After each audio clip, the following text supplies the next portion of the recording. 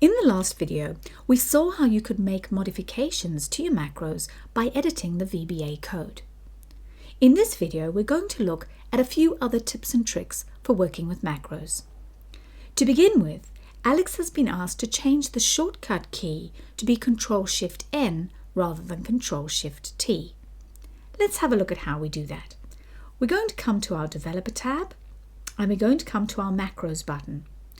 We've already seen how we can use this dialog to run and edit macros. The step into allows us to run the macro, but one step at a time. This is ideal if you're trying to solve problems with your macro. The delete button we'll look at very shortly. That allows us to delete a macro. And finally, the options button allows us to change the shortcut key. So we're going to click the options button, and instead of Ctrl-Shift-T, we want Ctrl-Shift-N. So hold the Shift button, press N, and then say OK. And we've now changed our shortcut key. So we can close that dialog. Now the other problem Alex still has to fix is when he put the date in, the column wasn't actually wide enough. And a lot of users don't know how to widen the column, so we need to update our macro to do this automatically. The only problem is Alex doesn't know the VBA code to widen the column.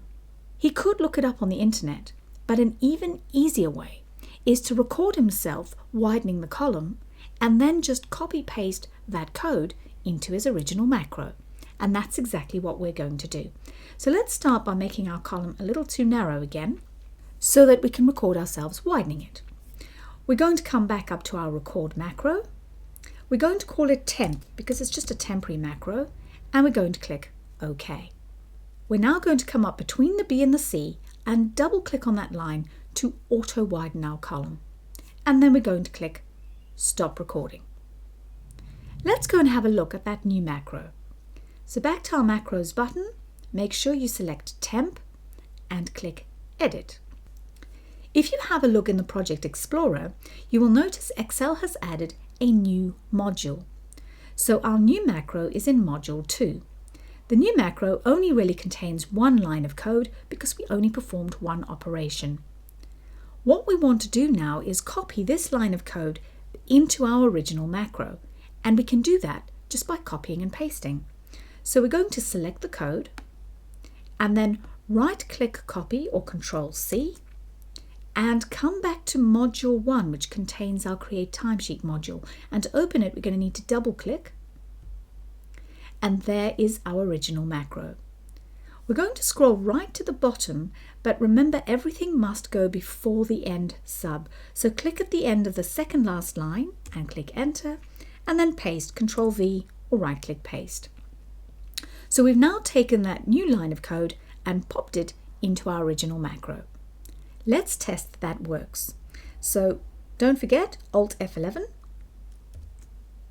come back to sheet 1 and click new timesheet. We'll make this for the 9th of October. So 9, 10, 17. And once again has created the timesheet beautifully, but this time it has widened the column as well. So that change is working perfectly. We no longer need that temp macro, however. So the next step we need to perform is to delete it. We're going to come up to our macros button. We're going to make sure we've selected temp, and then we're going to press the delete button, and this will delete all the code associated with that macro. So click delete, click yes, and that macro has been removed. Finally, if I wanted to copy my new timesheet macro into a different workbook, that is also very easy to do. The first thing you need to do is open the workbook you want to copy it to. And to make our lives easy, we're just going to create a brand new workbook. So Control-N to get your new workbook up, and then Alt F11 to get back into your code.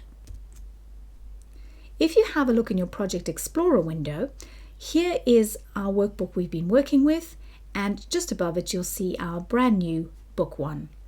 We want to take module 1 and copy it to book 1. To do that, all you need to do is click and drag the module and drop it onto the book where you want to copy it to, and you'll see a little modules folder has appeared below book 1, and if you click on the plus to expand it, there's our module 1. So we now have the macro in both workbooks, our original one and our new one. Just to recap then, we've had a look at how you can change your shortcut key by going to the Options button. We've had a look at how you can copy macros, and we've had a look at how you can delete macros. We have one more video left for you, and we're going to look at how we can create even more powerful and versatile recorded macros. So keep watching.